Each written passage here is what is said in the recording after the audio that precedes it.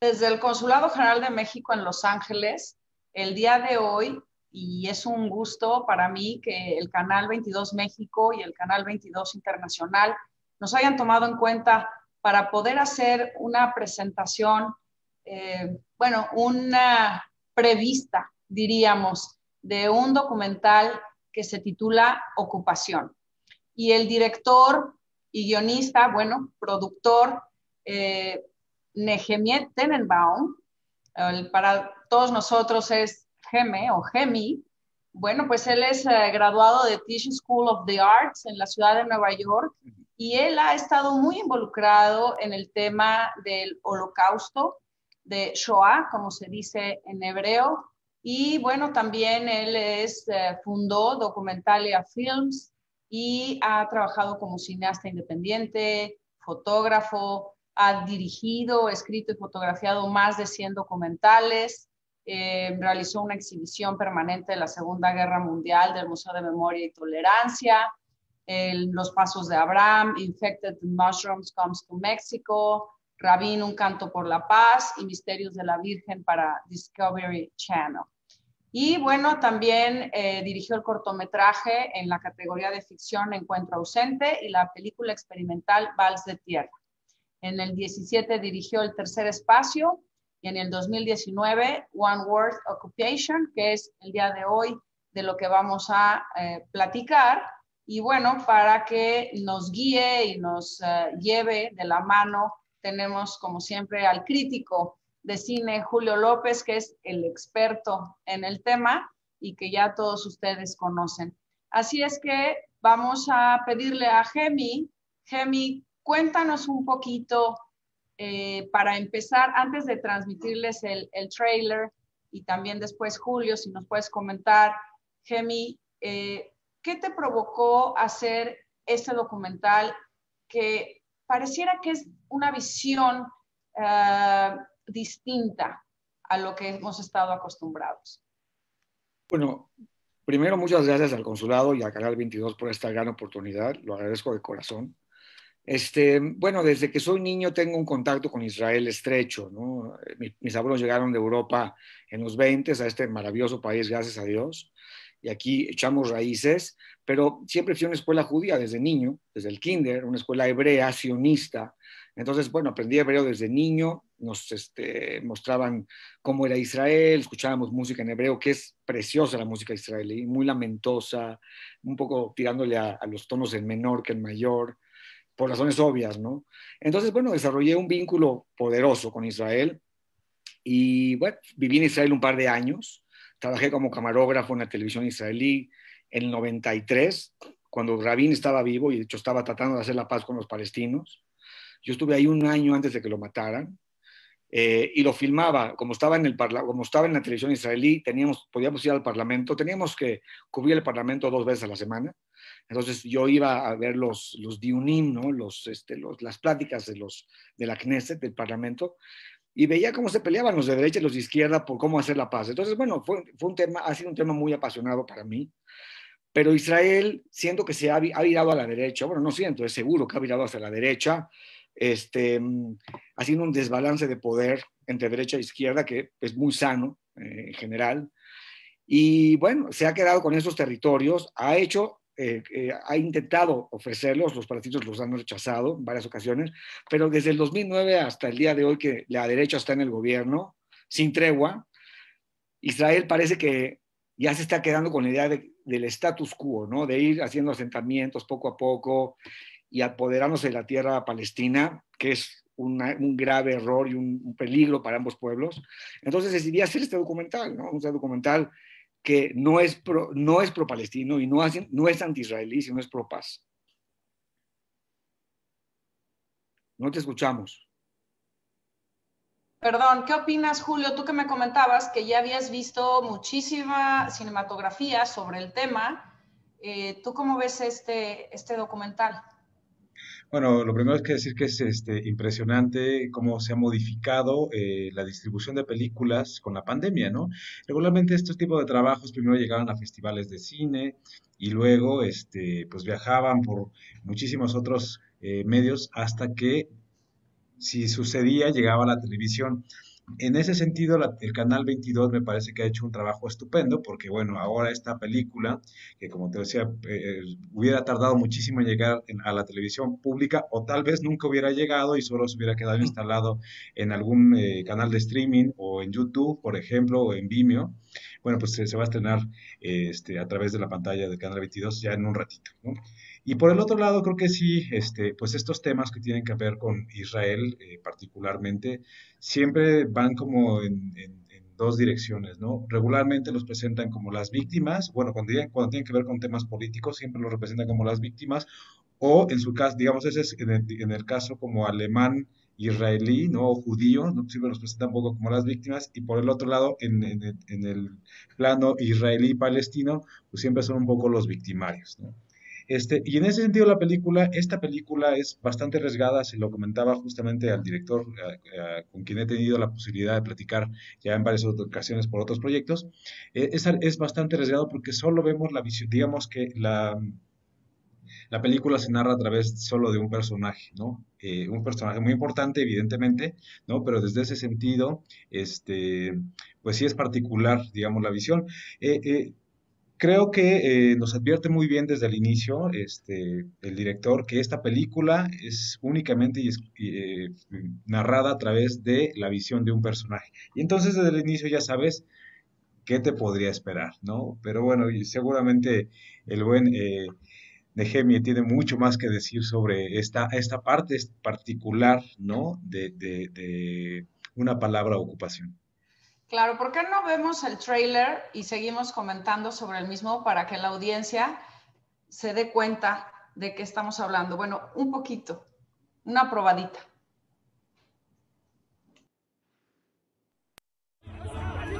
La ocupación militar israelí devasta día a día la vida de millones de palestinos. El activista social Gershon Baskin nos brinda uno de los testimonios más congruentes y sensibles acerca del desafío que enfrenta Israel. The Palestinians face Israeli occupation every single day of their life.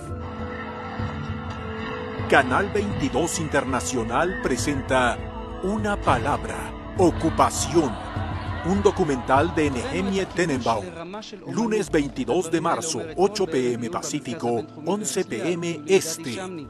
שוחק אותנו מבחינה ערכית, פשוט טומן את ראשו בחול.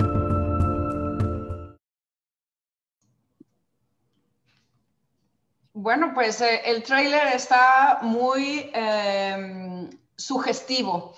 Y la verdad es que quisiera retomar un poquito de lo que decía Julio Gemi, es que estamos viendo la mirada de un activista social, es solamente la mirada de él y es un judío. Y esto es muy bueno porque casi siempre estamos pensando que los judíos todos piensan de una sola manera, los árabes piensan de una sola manera, los palestinos en este caso particular de una sola manera, y vemos que no son blancos y negros.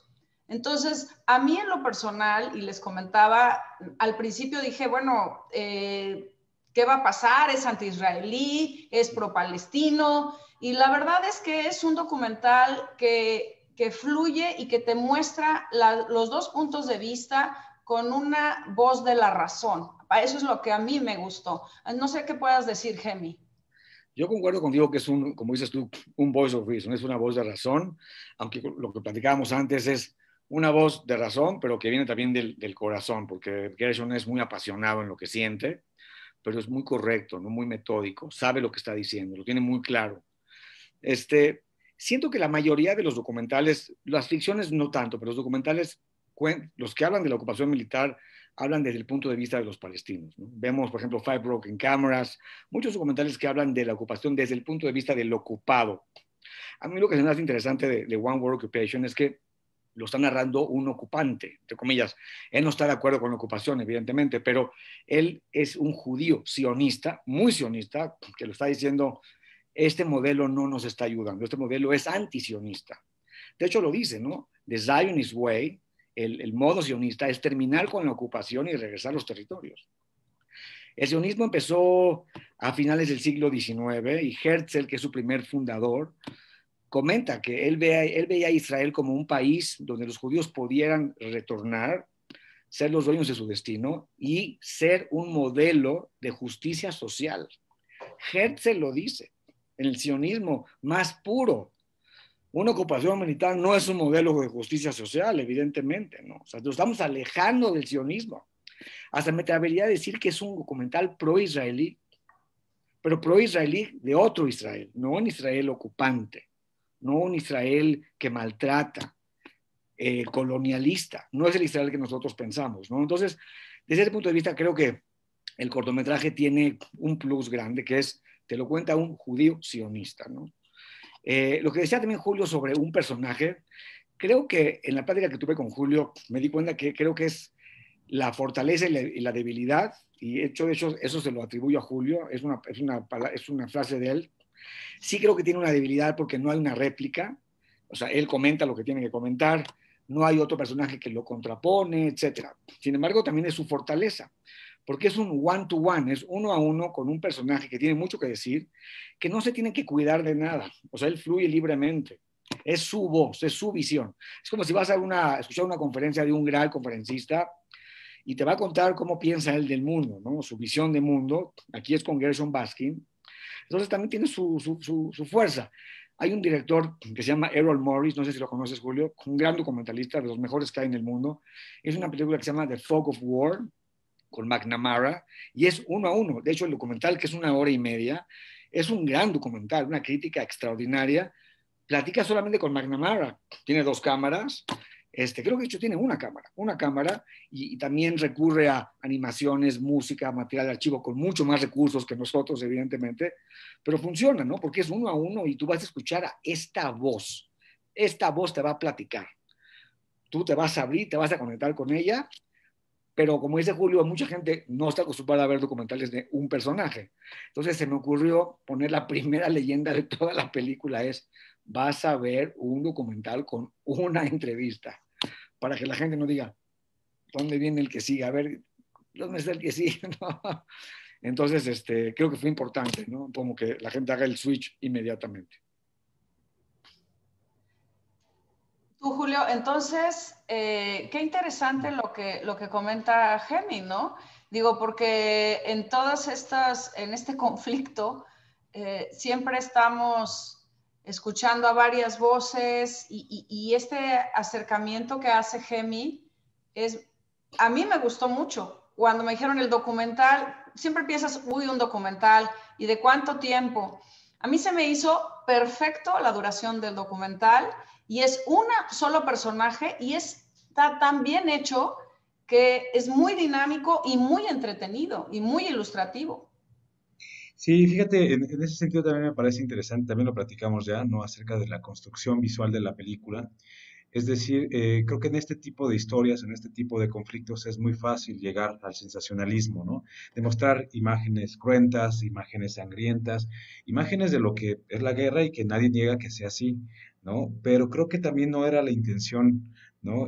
Me parece que un poco va acompañando las imágenes el discurso de paz, ¿no? Es decir, cuando estás hablando de un discurso de paz, ¿por qué muestras los estragos de la guerra? Puede ser que sí sea una forma válida, ¿no? Pero en este caso me parecía que el trabajo visual y el trabajo que se hizo de las fotografías y dotarlas de movimiento, creo que también le da al espectador esas pequeñas pausas para que pueda ir reflexionando sobre lo que está escuchando, sobre lo que está viendo, es decir, las fotografías que nos muestra, sí, evidentemente algunas de ellas son de una crudeza, ¿no? Que a cualquiera podrían estrujar, pero al mismo tiempo sí te da justamente esa posibilidad de ir analizando todo lo que este personaje va diciendo, y en ese sentido, creo que como espectador también se agradece, ¿no? Se agradece que no te bombardeen porque después de que ves 20 muertos, ¿no? O sea, en una película de estas características,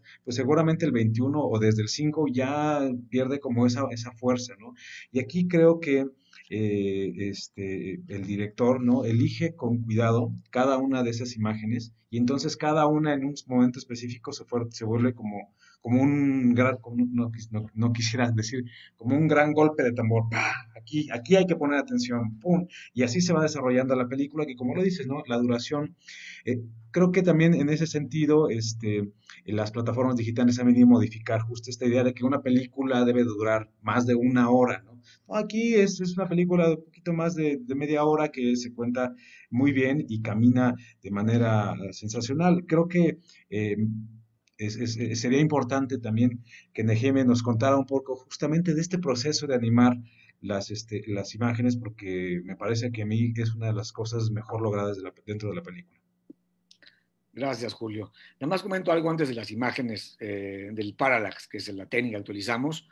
Lo que tú dijiste es muy correcto. Yo no quería hacer una película sensacionalista ni amarillista, porque me parecía barato, ¿no? Me parecía barato. Y mucha gente, muchos directores utilizan este recurso, ¿no? Este recurso efectista de la violencia, muchísimos. Y desafortunadamente les va muy bien en los festivales, les va bien en festivales, son mucho más reconocidos.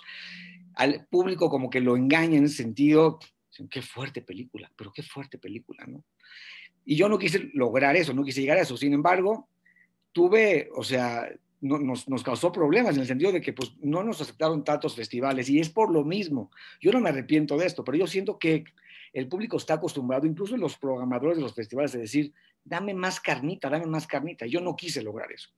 Y cuando yo estaba haciendo la búsqueda de material de archivo ahí en AP, Associated Press, vi imágenes realmente horripilantes, porque las existen, es un conflicto muy cruento, muy sangriento. Había unas fotos que encontré en AP de rivers of blood, literalmente ríos de sangre, literalmente se ven en Gaza los palestinos barriendo, ven como en México de repente hay imágenes donde se está barriendo la calle y se ve el agua con el jabón que va entrando como a la coladera, lo mismo pero sangre, que están barriendo la sangre en Gaza y está yendo a la coladera. Bueno, imágenes en video de palestinos asesinados, de misiles que caían de Gaza a Israel. No decidí meter nada de eso, ¿no? A propósito, ¿no? Para bien o para mal, para mí es para bien, como dices tú, creo que ayuda, ¿no? En cuestión de las imágenes que animamos, como teníamos pocos recursos, la verdad es que un amigo me dijo, mira, ahí está esta película francesa que salió como hace, ¿qué será?, unos 8 años, que utilizan esta técnica del parallax, que es, tomas una imagen, una foto, y le rotoscopías los planos, primer plano, segundo plano, entonces las puedes separar los planos y puedes animar. Entonces animas un plano, el primer plano, pero el segundo plano lo echas para atrás. Entonces tienes al personaje, por ejemplo, hay una mujer palestina con su kefía, o su burka, ella se está acercando, pero el background se está alejando, ¿no? También le metimos imágenes de video, le metimos imágenes vivas, por ejemplo, tenemos fuego en algún momento, donde se ve el fuego, humo, entonces le damos como viveza, se avivan las imágenes. Y bueno, es un recurso no caro, y obviamente tenemos que contratar un animador, pero no es caro, y nos ayuda a comunicar la historia. Entonces, sí, es una técnica muy padre. ¿Por qué no vemos un poquito del material inédito que tenemos por ahí para ver si hay algo que pueda ilustrar esto que ustedes han estado comentando? A ver si aparecen en este material, ojalá que sí.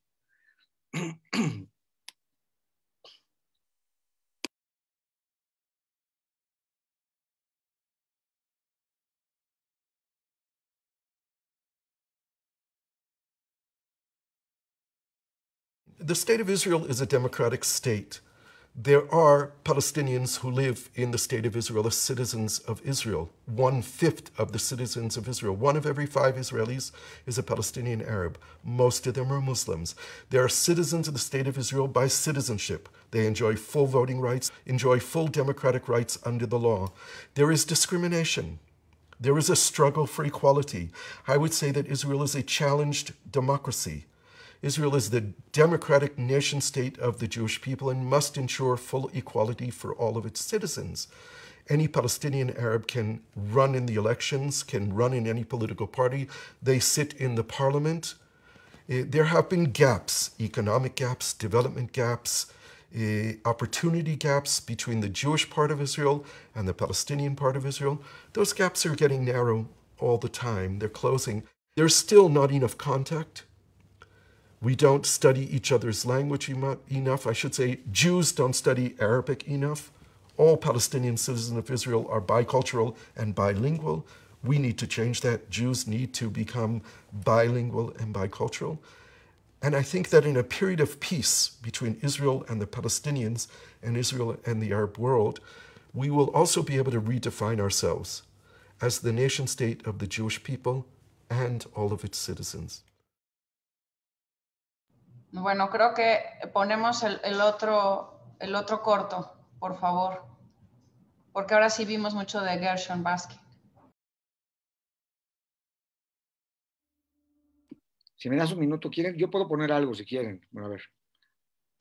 Vamos a ver este. Today, it's not so much a military problem that Israel occupies the Palestinians or that the Palestinians are under Israeli control. It's really this reality that within this territory between the Jordan River and the Mediterranean Sea, we have equal-sized populations under the control of the Israeli government. There is no Palestinian state recognized by the state of Israel. It might be recognized by countries abroad, but until Israel recognizes the state of Palestine, all these people are under Israeli control. So we have one territory with two people and two separate regimes. But we have one regime with equal rights and democracy, that's Israel, and we have the Palestinian territories, which are under the Palestinian Authority and under the control of Hamas in Gaza, but they don't have control of their territory, they don't have control of their borders, they don't have control of their economy, they don't control their water, their electricity. One regime with power and the other regime without power. This is, in the modern world, not sustainable.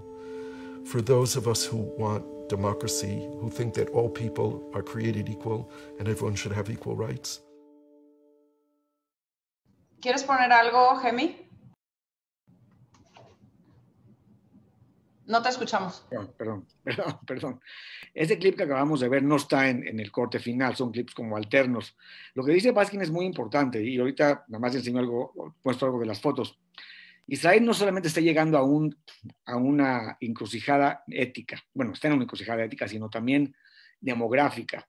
En Israel hay 6 millones de judíos más o menos y hay 6 millones de árabes, tanto los árabes israelíes como los árabes en los territorios ocupados. Si Israel no se separa de los árabes, va a llegar un momento en que los árabes van a pedir ciudadanía en vez de un país independiente. Israel está en un problema muy grave si eso sucede, porque si Israel le otorga ciudadanía, tiene que anexar los territorios, como hizo con el Golán. Y Israel anexó el Golán y todos los drusos que eran sirios se quedaron parte de Israel, pero es una minoría y viven en el Golán. Tú estuviste en Israel, seguro, no sé si te acuerdas, este grupo muy interesante que no son árabes, pero es una minoría. Pero si esto sucede con los palestinos que están en el West Bank y en Gaza, la idea del país judío va a dejar de existir porque va a haber más árabes que judíos. Entonces lo que dices es muy importante. Si me dan un minutito, voy a ponerles algunas imágenes, nada más tengo que encontrar, voy a agarrar el corto ya total. Mientras le puedo preguntar a Julio. Julio, Sí, esa claro. técnica me gusta mucho, que es como cámara lenta, pero yo no la he visto así, ese recurso no se usa mucho solo en los documentales, porque en las películas yo no recuerdo haberlo visto, que es así como cámara lenta y la imagen. Creo que al final ya no te escuché muy bien, pero sí, o sea, yo creo que el territorio del documental me encanta y me fascina, es lo que más me gusta, porque es donde más se pueden experimentar cosas, donde puedes hacer cosas mucho más arriesgadas, donde puedes agarrar una fotografía y de pronto, pues sí, meterle animación, ¿no? Es decir, por ejemplo, me venía a la mente, y hablando justamente de las películas que tienen que ver con el conflicto israelí y palestino, me venía esta película a la mente que se llama Balsh con Bashir, ¿no? Que es un documental, pero no hay imágenes reales, sino todo es animado. Bueno, hay imágenes justo de una cruenta matanza, ¿no? Al final de la película, que otra vez volviendo al tema justamente de las imágenes, a mí me parece que está de más que la película, corría muy bien solo con animación, y bueno, el director decide ponerla, pero sí, yo también, o sea, había visto algunos documentales con esta técnica que decía Gemi del parallax, pero nunca la había visto, digamos, tan de una manera sí, tan bien lograda y tan explotada dentro de una historia, ¿no? Entonces aquí sí creo que resalta muy bien que el recurso se ocupe de manera correcta y que, bueno, le da una, pues sí, una identidad visual a la película, durante todo el recorrido que van contando la historia, pues. Yo no sé si puedo, yo puedo compartir mi screen, ¿verdad? A ver, ahí lo ven. Sí. Perfecto. Por ejemplo, hay unas, lo voy a poner sin sonido. Por ejemplo, aquí tenemos, vean esta, cómo se ve, cómo está el foreground, el primer plano, donde está la familia, está en foco y el background está fuera de foco. Y se siente como que una cuestión ahí de tercera dimensión. Por ejemplo, ahora ahí le metimos el humo de la carreta, ¿no? Por ejemplo. Entonces le damos como sí, un aspecto de vivacidad a las fotos y nos sentimos más presentes, ¿no? Por ejemplo, esta mujer que les había dicho, este tema, por ejemplo, esta mujer que está muy interesante. Ven como el background se echa para atrás y ella se echa para el frente y luego sacamos el background y dejamos a ella presente. Es algo muy sencillo, pero es algo fino, ¿no? Que le da, como dice Julio, como una identidad, ¿no? Ya hay varias, ¿no? Mira, aquí, por ejemplo, esta, también metimos, eh, aquí hay dos fotografías, ¿por qué no? Aquí está. Dos fotografías, aquí se ve también el fuego, la mano parece que está avanzando, pero no está avanzando, es como solamente la ilusión. También aquí también la bandera oscila, ¿no? Con la bandera palestina. Aquí también están las banderas ondulándose, ¿no? Entonces es muy interesante porque es muy fino, pero no es intrusivo, ¿no? O sea, no se mete, ¿no? No se dice intrusivo. ¿Cómo se diría? Intrusive. Se me fue la palabra en español, pero bueno. Agresivo, quizá. Agresivo, sí que, exactamente, ¿no? Pues mira, la verdad es que a mí cuando vi esa imagen que están las jóvenes palestinas con el soldado israelí, o sea, no deja de ser el soldado, pero ellas con lo que pueden, que lo están mordiendo, es ahí creo que es una imagen que para mí me motivó a ver el documental, como que dije, esta imagen está demostrándome que va a ser un documental nivelado, que está viendo que, pues sí, sí es soldado, pero está rodeado también, ¿no? De los palestinos, de que también se están defendiendo. Porque ves a los soldados como, espero que vean el documental, son chavos de 17, 18 años que tienen que estar defendiendo, ¿no? Pero ahora no es defendiendo el Estado de Israel, sino que están haciendo labores policíacas. Entonces dices, como un chavo de 17, 18 años con el arma, imagínate el miedo que les da a los demás y a ellos mismos.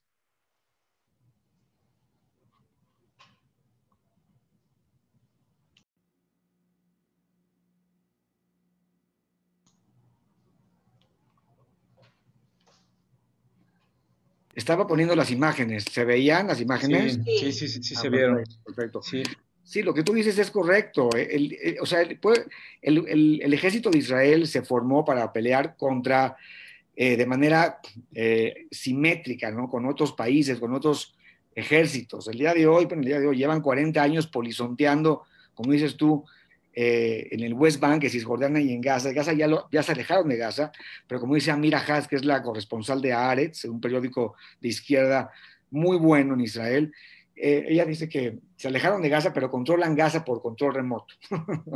Es una ocupación por control remoto. Están lejos, pero bueno, no pueden hacer nada los gazanos, no pueden hacer nada, pero es por control remoto. Entonces, pues sí, los soldados en vez de estar preparándose para una guerra con Hezbollah en el norte o con Irán, están ahí entrando a las casas de los palestinos a las 3 de la mañana, destruyendo todo, que se ve en la película, buscando sospechosos, bombas, armas, muchas veces no encuentran, les tiran una piedra, no saben ni dónde están ahí en Ramallah, en Hebrón, y son chavos de 18, 19 años, ¿no? O sea, que no saben cómo comportarse. el ejército israelí no está hecho para eso, no está hecho para eso, ¿no? Julio. Sí, mira, fíjate que me parece muy interesante la palabra que ocupaste como en el sentido de equilibrio, porque también como lo decía Nehemia, en el sentido de este tipo de películas que tienen que ver con el conflicto, regularmente siempre los malos de la película son los israelíes, ¿no? Y en ese sentido, muchas personas que vean las películas dirán, ah, pues sí, es cierto, no son malos porque ellos tienen el ejército, el poder económico, pero también lo platicamos en su momento con Nehemia en el sentido de que la ocupación afecta a ambas naciones, ¿no? Y eso no lo encuentras tan fácil en las películas que tienen que ver con el conflicto israelí-palestino, ¿no? Después de saber que iba a participar en esa charla, le estuve echando un ojo a todas las películas que tienen que ver con esto y regularmente siempre la balanza se inclina más para un lado que para el otro. Y me acordé de una historia que justamente retrata esto muy parecida, digamos, en el contexto de una palabra ocupación que se llamaba Solos contra el Mundo, que es básicamente una película de ficción, me parece como del año 2010, que contaba la relación además de dos homosexuales, ¿no? Uno, palestino y el otro judío, ¿no? Y de cómo ambos vivían, digamos, en los límites de la frontera y se va desarrollando esta historia. Y de pronto, para no spoilearlas para que la vean, están por ahí ¿sí? Pero de pronto las circunstancias externas de estos dos personajes que se quieren profundamente los van afectando de diferentes maneras. Y entonces unos pequeños agravios se empiezan a convertir en agravios más grandes y sin quererlos ellos terminan confrontando pues, su amor ante las ideologías de otras personas que no están ahí, ¿no? Y un poco creo que eso es lo que refleja también esta película de ocupación. Es decir, vemos a esta niña que ataca a este soldado judío y muy probablemente un soldado judío habría afectado a su familia, ¿no? Pero es muy probable que también del otro lado un ataque terrorista haya afectado a la familia de algunos judíos, ¿no? Entonces creo que es un poco también lo que retrata este documental y me parece que lo hace de una manera correcta y lo repito y lo recalco porque si no, no es tan común que, que se vea un conflicto armado y cómo afecta a ambas partes, ¿no? Y creo que eso lo hace muy bien justamente en la palabra ocupación. En serio que le eché una buena ojeada a todo lo que había visto, hasta me eché unos que no había encontrado, encontré un documental, bueno, no es un documental, es un corto de animación que se llama The Tower, ¿no? Que fue filmado hace muy poco, que justamente tiene que ver con una niña, ¿no? Que ha crecido en estos territorios, ocupados y que de pronto, pues, de una manera como despedida, su abuelo le entrega la llave de la casa donde vivía y de donde fue desalojado, ¿no? Es una película muy interesante que la pueden encontrar en Filmin, está completamente gratis, así que también primero vean justamente una palabra ocupación y después váyanse a ver este cortometraje, que para, digamos, niños adolescentes es una manera muy fácil de explicarles un conflicto tan complejo como lo es justamente el palestino y el israelí. Así es. Miren, yo la verdad que viví en Israel por 3 años, pues estuve inmersa en esa dinámica, ¿no? En la relación de judíos y palestinos. Pero algo muy importante que mencionan en el documental y que eso tiene que ver con los israelíes, con los judíos, con el pueblo judío, es acerca de sus valores. Es acerca de los valores que tienen. O sea, si algo sabemos de ellos es la filantropía, es la solidaridad de unos con otros, es la empatía hacia el que menos tiene, es la búsqueda de la igualdad, la democracia. Entonces, nos lleva a reflexionar y entonces vemos cómo es dentro de la sociedad civil. Por eso este activista que dice, a ver, tiene que haber más sensibilización, más educación, más entendimiento intercultural. Vamos a saber quién es el otro para poder construir sobre eso.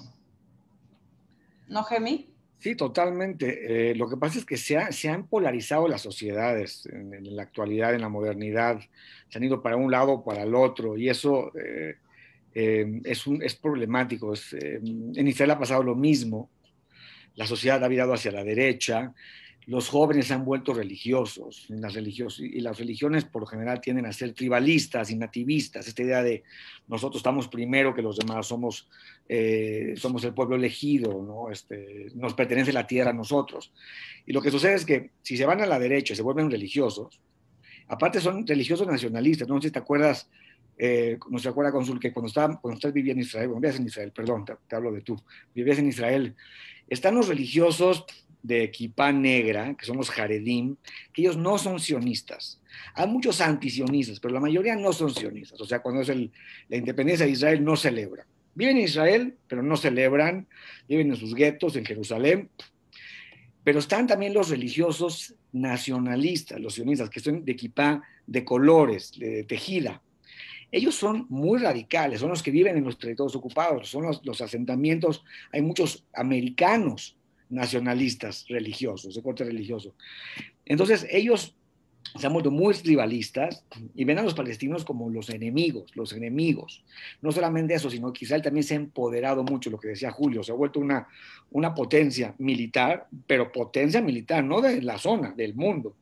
Potencia económica, potencia tecnológica, para bien también, pero de repente hay un empoderamiento que dice yo puedo todo, yo lo puedo todo, y ese empoderamiento viene con un tipo de, pues de arrogancia. En general el empoderamiento viene con arrogancia, puede venir con arrogancia. Entonces yo ya lo puedo todo, no me tienes que decir qué hacer. ¿Y qué sucede también? Que tiene mucho apoyo de los incondicionales judíos que están en la diáspora y en Israel. Básicamente ellos creen que el sionismo es apoyar todo lo que Israel hace. Si Israel lo hace es porque tiene una razón para hacerlo.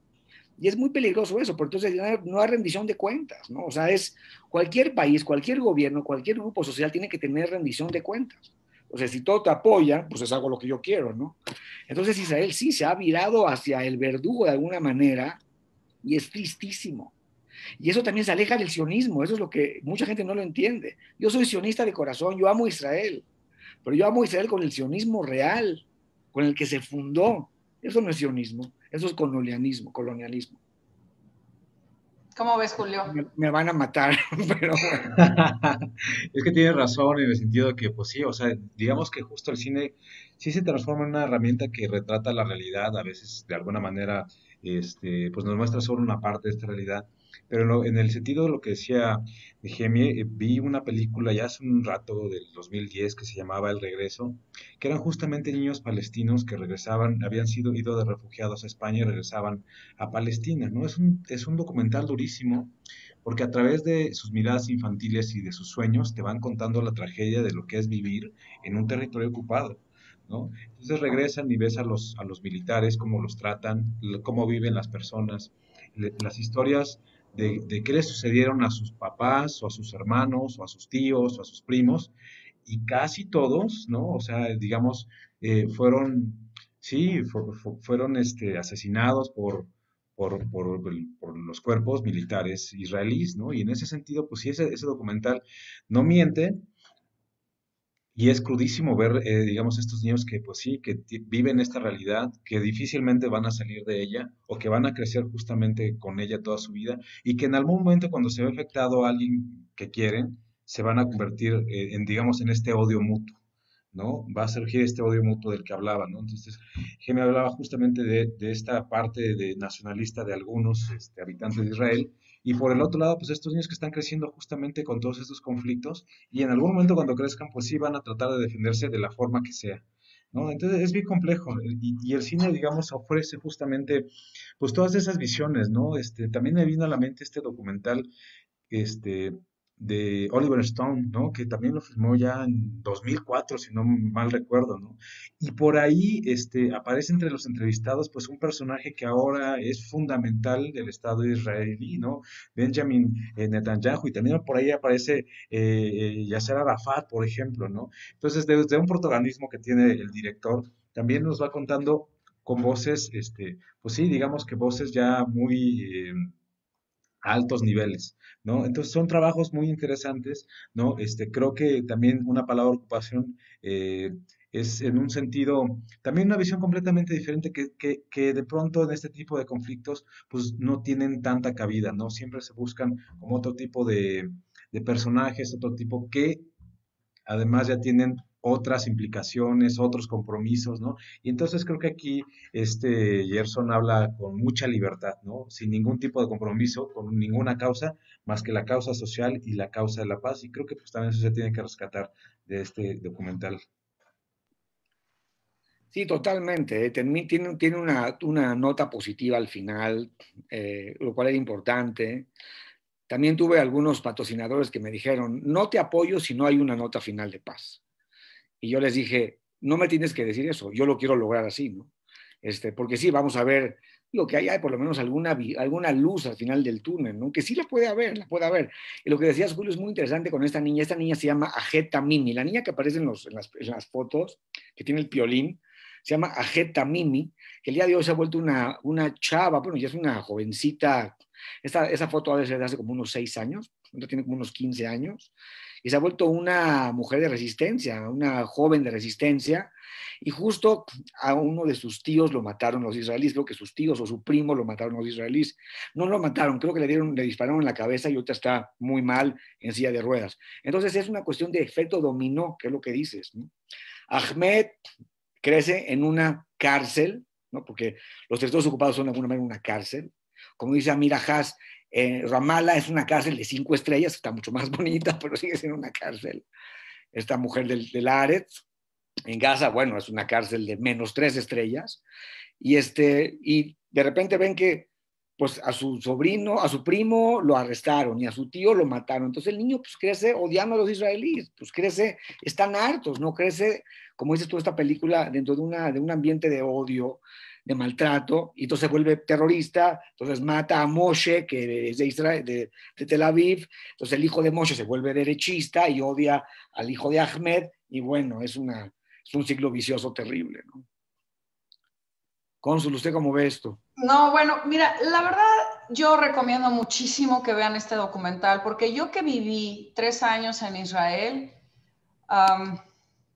creo que es un documental muy acertado, muy balanceado y sobre todo, de verdad tengo que confesarte que me emocioné muchísimo, porque ahorita mientras los escuchaba, Julio y a ti, Gemi, platicar, pues a mí me tocaba ir a Ramallah, me tocaba ir a Gaza, me tocaba ir con judíos, ir a ver a los árabes, cómo vivían, ver los contrastes. Ves esa fabulosa ciudad de Tel Aviv y de repente te vas a Gaza y son unos contrastes, son como yo digo, unos jaloneos en el alma impresionantes, pero me emociona, realmente me emociona y hay que ver el documental y sobre todo hay que formarnos un criterio y yo me quedo con esa luz que da la población, las poblaciones, tanto de un lado como del otro.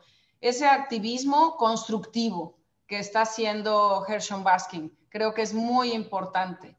Así es que con esto pues les pediría a ustedes que nos dieran un mensaje a nuestro crítico de cine, Julio, y después Gemi, para que tú cerraras con esta obra que de verdad te felicito y te agradezco.